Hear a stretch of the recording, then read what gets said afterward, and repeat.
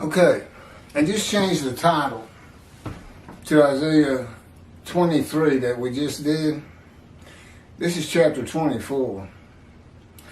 It's God's servant, righteous servant Moshiach versus Israel in Isaiah 53. And the parentheses did read guilt offering, close parentheses. I've changed that to Tobiah's guilt offering, in parentheses. He's the only one that that says it's a guilt offering. Jews for Judaism, chapter 24, total different commentary on 53. It's based on world exaltation of the Jewish people, which has never occurred. So today, 53 can't be Israel. And I will tell you, and I have told you, it never will occur. You're not going to get 2 billion Christians to disavow Jesus. You're not going to get 2 billion Muslims to disavow Allah as they know Him. And they're not going to take off from their mosque the last messenger and prophet of God, even though it's not true. I am the last messenger and prophet of God, God's righteous servant of Isaiah 53, Moshiach. Why these two didn't just keep with what the Talmud did? Even the Rambam, they said it's a personal Messiah. This Isaiah 53 describes.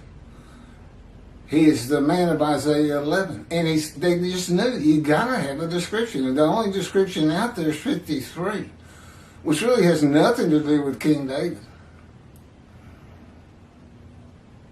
So they didn't assume Moshiach was going to be just like King David or anything. He's going to be this person that the Christians call suffering servant. Well, that's not what he is. He's the right... What's going on? I don't know, my picture keeps flickering. Oh, you think it's a automatic focus thing? Well, it didn't blur, it just flickered. Anyway, sorry about that. Well, let's just get into it. Again, this is the book. I'm reading from the book God dictated to me after He taught me the materials. Isaiah 53 in the day of the Lord. Just as He dictated the Torah to Moses. And just like Moses, who could have no idea about Genesis and Leviticus and Numbers and Deuteronomy, Exodus. Well, I guess depending on when he wrote it, he could have known Exodus. But I couldn't know the information in this book. No rabbi today knows these things. That's what the book's about. Look at the things y'all missed. Look at where you dropped the ball. And here's the things you simply don't know. How? An atheist for 50 years. No religious friends, no religious background. An atheist for 50 years. And a Gentile from Texas. It doesn't make me a cowboy, by the way. I grew up in Houston in the city. But I did get shot through the abdomen on a ranch, so that's Texas for you. The belief that Isaiah 53 describes the Jewish people as one man Israel, that is often attributed to Rashi, is now the prevalent teaching on the subject. Jews for Judaism is one of the most followed on the internet in its analysis of Isaiah 53 being the people of Israel. I don't know, Tobiah's got 66,000 followers. I would think Jews for Judaism has more. Just because they're international. The following is from Jews for Judaism, Isaiah 53, verse by verse. You can find this on their website. You can download it, as a matter of fact. If you want to see the whole thing, I'm hitting about 3 of their verses. quote, which they do not have. Okay, but my book shows it, but it doesn't close at the end of 52:13. It closes at the end of 15. They don't have it. And this is from the JPS 1985 version, translation of Hebrew to English, from scratch, from the Leningrad Codex, the oldest Hebrew Bible in existence. 52:13, behold, my servant shall succeed, he will be exalted and become high and exceedingly lofty. This is the commentary of Jews for Judaism. The success and exaltation of God's servant. It doesn't say righteous servant. Is an event that the prophet sees as futuristic. The immediate context, 52:7-12, tells us that this is part of the blessing that Israel will experience at the time of the restoration. Couldn't be more wrong. Oh, I'm going to have my commentary on this. It comes up next. It couldn't be more wrong. I think this fellow's last name is Kravitz with a K. I've been saying Michael Skoback, but that's going to change to Kravitz. My response to the commentary of Jews for Judaism on Isaiah 53:13. In Isaiah 52:13-15, a multiple verse quotation, the Lord begins to describe his righteous servant of Isaiah 53. Isaiah 52:13-15 should have been verses 1-3 of chapter 53. My servant to be exalted and become high and exceedingly lofty, because of these quotes and because of the words themselves, is now the Gentile man that God comes with from Edom, a Christian country, and of the Jewish people, none are with him. It is not the exiles. It is the Gentile that becomes my righteous servant in Isaiah 53:11 after passing the test of devotion, in Isaiah 53:10 when he makes himself an offering for guilt in a covenant with God. The immediate context of Isaiah 52:7-12, okay, before you get to the quotes, 13-15, is poetry and an announcement of prophecy fulfilled in the return to Judah of all 13 tribes who had all been deported and exiled to Assyria and Babylon at one time or another. That's what 52 is about, until you get to 53, which is verses 13-15. The exalted has nothing to do with the servant, the Jewish people. My servant, exalted, was the Assyrian Babylon exiles, and the victory in sight of all the nations was the second temple. It was not a futuristic prophecy. The return included God's forgiveness of all the sins and inequities of the Assyrian Babylon exiles. Jeremiah's time to come of the new covenant with sin forgiveness in the day of the Lord is for the Roman dispersal, the diaspora, and is futuristic. The translation of our scroll and Shabbat of Isaiah 52 that Rashi comments on does not include the quotations that combine verses 13-15. The translation used by Jews for Judaism for its commentary also does not have the quotations. They are the only verse quotations of Isaiah 52 in a demarcation of the verses of the fulfillment of prophecy by the return of the remnant of the 13 tribes from exile. They are the beginning of the description of God's righteous servant of Isaiah 53 and have nothing to do with the exiles. God's servant, the Jewish people. God's righteous servant is a Gentile in the beginning. The translation of the Jewish Publication Society has the quotations, 1985 versions. I don't know that they have it in the earlier versions, but they started with scratch in 55 for the 85 version. 30 years with starting from scratch. Codex, the oldest Hebrew Bible, the Leningrad Codex, from scratch.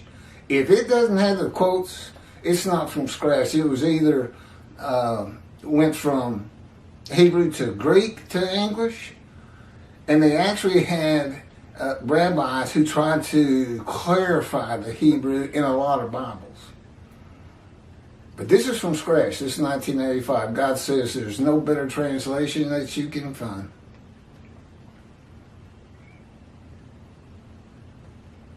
"13.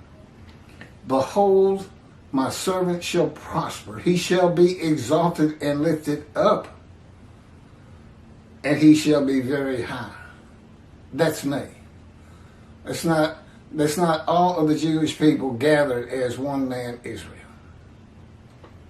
It's the beginning of 53, God's righteous servant. He never calls the Jewish people his righteous servant. He does call them his servant, and they are. But 53 is very specific about it and stands out on its own. It describes a different person. And in this case, a Gentile. Again, God's coming from Adam, chapter 63, and of the Jewish people, none are with him. But he's coming with his representation, as we see, in other chapters. It's Moshiach. God's righteous servant, Moshiach. 14. Just as the many were appalled at him, so marred was his appearance, unlike that of man, his form beyond human semblance. 15. Just so he shall startle many nations, kings shall be silenced because of him, for they shall see what has not been told them. Nobody has any idea that this is what it's going to be like when Moshiach came. Neither did Moshiach. That's me. And the righteous servant. Kings shall be silenced because of him, for they shall see what has not been told them, shall behold what they never have heard. My servant of 13, it's not the Jewish people, it's not Israel, is now the Gentile and not the exiles, who becomes my righteous servant in Isaiah 53:11 after passing the test of devotion in Isaiah 53:10. Will he offer himself for guilt, that he might receive long life? It's kind of like the binding of Isaac. When he makes himself an offering for guilt in a covenant with God. Isaiah 53 then begins with a new multiple verse quotation. This is after 15, 13, 14, and 15. It's verses 1 through 6 are combined. The people who say, who can believe what we have heard? Okay, behold what you can see, hear. It's that kind of wording. They are combined. It's the same people who say he was wounded for our sins, our guilt was laid upon him. And all those other words that start, it's basically 4, 5, and 6. Those are the many to be made righteous. That's their problem. They're not righteous. They don't follow God's laws, rules, and commandments. And what's the story about? A man, a lowly man, rising high. Rising high. I'll get to it. And making the many righteous with his knowledge in long life. That's them. That's the many. That's what the story's about. You start out with those who need somebody to teach them and draw them back to Judaism. And the rest of the story is about just that. Let's describe him He's a man of sorrows, familiar with disease, crushed with disease, exposed to death but given long life, many other things. We'll get to them.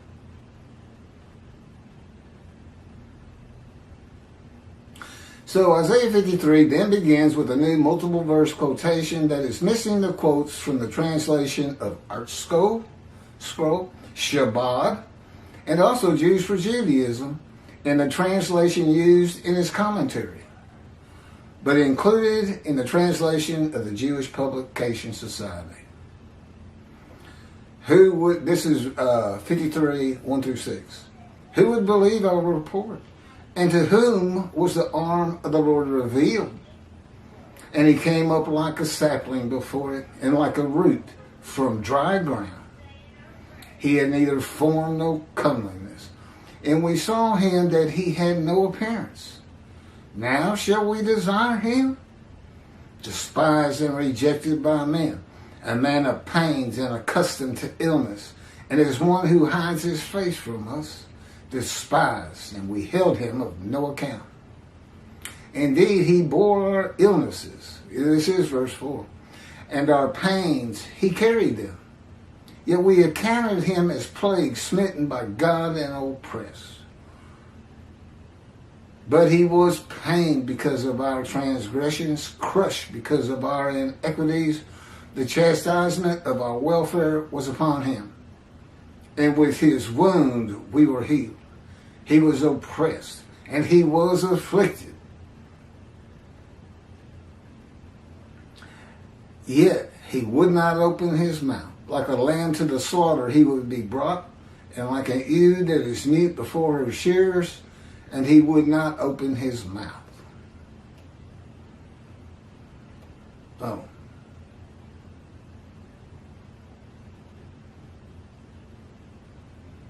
That wasn't the JPS version of 1 through 6, but it's close enough.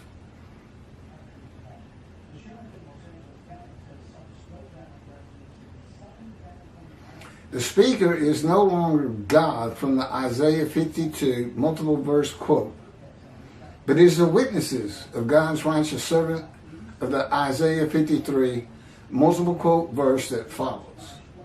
The witnesses, who are Jews, identify themselves as one of the many made righteous by God's righteous servant, saying, it was our sickness that he was bearing, our suffering he endured. That's verse 4. He was wounded because of our sins, crushed because of our iniquities. Verse 5. He bore the chastisement that made us whole, and by his bruises we were healed. Verse 5. And the Lord visited upon him the guilt of all of us. See also verse 6. Oh no, that's verse 6. And see offering for guilt in 53:10. I gotta get the TV. My parents are in their 90s. They can't hear you. I gotta go shut their door. In the last hour or so watch that.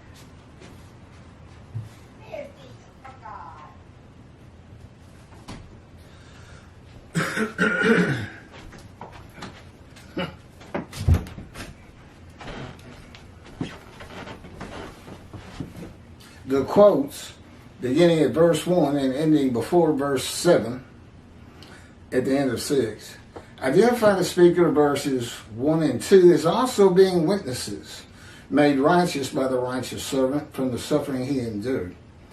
God's teachings is that no man bears the suffering of others. It is not even possible to bear the sins, wounds, chastisement, bruising, sickness, and suffering of other people. I don't even know what that would mean. No one or others can be healed or atoned for because another man or men suffer, or are beaten, or murdered, or sacrificed. So what are these verses by the witnesses about? The sickness of the witnesses is not being righteous. God's righteous servant suffers by the chastisement, punishment, bruising, crushing, and maltreatment laid on him by the words and power of God to make him suitable for his purpose that might prosper. a purpose that includes the righteous servant making the many righteous by his knowledge with long life and the building of the third temple. The righteous servant bearing up to this fire of refinement. And God left it out of 53 on purpose. You can find it in Ezekiel. That's the backup for all this. This book, he wanted, it's my second proof, my third proof, that I can explain it. Nobody has ever seen this before. You're hearing it from the righteous servant Moshiach, who is also, because there's only one description in 4 righteous servants to come. The prophet like Moses, Elijah, and of course Moshiach, and the man described in Isaiah 53. That's my life it's talking about. That's why God dictated to me the life of God's righteous servant Moshiach. God's my autobiographer. I didn't have to learn the material, I remembered. And it's really just, it's a very short book, and it's there just to show injuries and all the other things that happened to this man, according to 53. Afflicted, grievous bodily wounds. This is the commentary of Jews for Judaism on verse 53, 4, 5, and 10. And it's Jews for Judaism, Isaiah 53, verse by verse, which you can find on their website, followed by my commentary and response. Jews for Judaism, commentary on Isaiah 53, 4. But in truth, this is their version. But in truth, it was our ills that he bore and our pains that he carried. But we have regarded him diseased, stricken by God and afflicted. The kings now realize. That's their version of 53:4. The kings now realize that their spiritual assessment of the servant were completely backward. The kings did. They'd be the leaders of all the nations of the world. During the time of the servant's lowliness, and this was written in antiquity. Okay, now the exiles definitely hit a low point. But Assyria defeating the northern kingdom, Babylon defeating the south kingdom, Judah, that's what the world was back then. You know, you had numbers you went and took from other people. Yeah, that included your property, your house. Eat your crops. Dog eat dog. So these kings, I don't know when they realize this. Is this present tense? Or is this some future thing that's going to happen? Well, I would say the biggest low was the Holocaust. During the time of the servant's lowliness, those who knew him believed that his constant affliction proves that he is spiritually deformed. Otherwise, why would this nation be singled out for God's wrath over any other? I don't know. Go ask the Armenians. Well, maybe so. Maybe the Holocaust puts you at the top of the level, but that doesn't make you the only people. Most of them don't exist anymore. You're still here. Jewish people, Israel.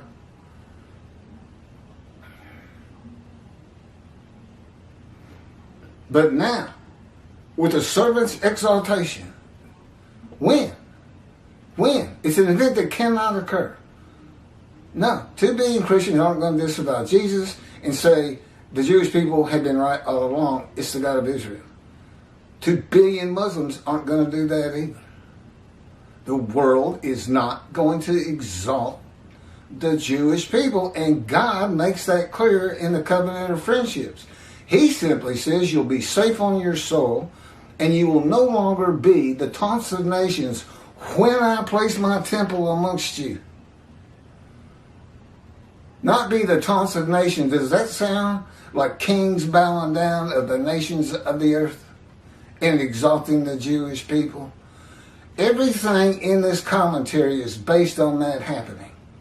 or has happened. Well, they don't do that. On something that's never going to happen. The entire covenant, you got to throw it out. 53 is not Israel, period. And you know, if you read the previous chapter, 23, you know all the different reasons it simply cannot apply to them as one man Israel, the Jewish people. But now, with the servant's exaltation, as though it's happened. Look at this. That's fraudulent. They realized that the servant was not more wicked than them, but more righteous. Now, this guy can tell the future. He's going to see that. They realized. The kings of the nations realized. The leaders in China, North Korea, South Korea, they're going to realize this as they exalt the Jew. World exaltation, they call it.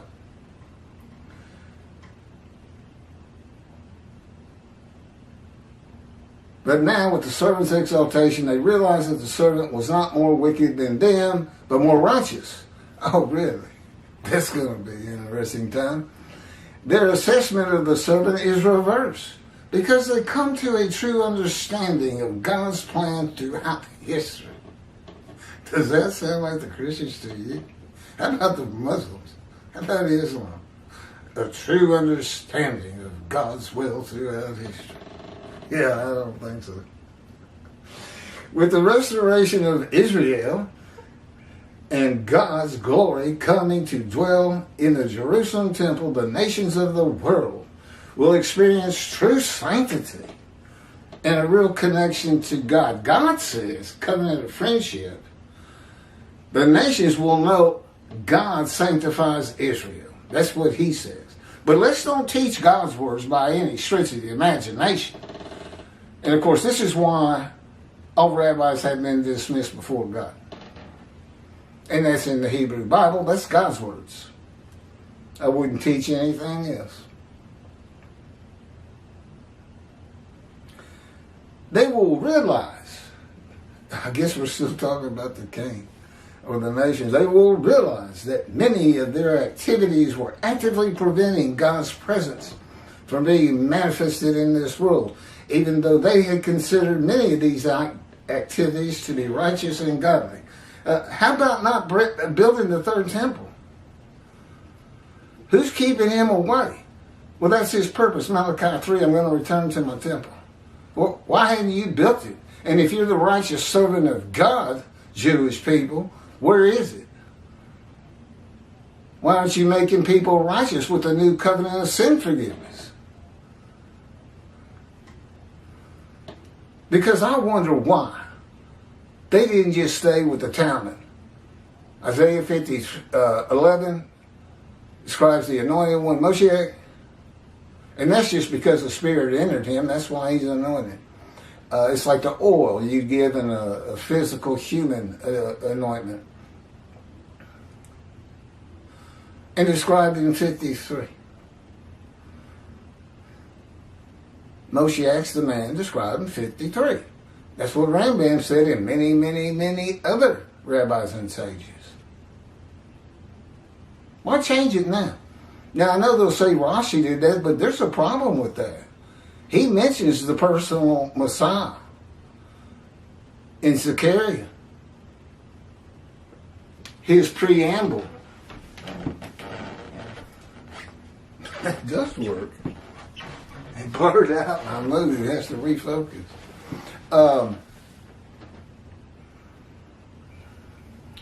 Anyway, I don't know where I was.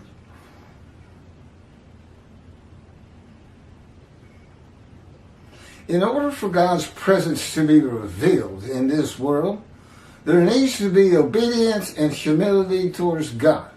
The obedience does not have to be perfect because God doesn't demand from his creation that which they cannot deliver. But it needs to be accepting of God's sovereignty to the degree that humans are capable. He's saying we got to stop sinning to the extent we can. What do we know? God comes with a covenant of sin forgiveness. Not worried about that. No. All it is God has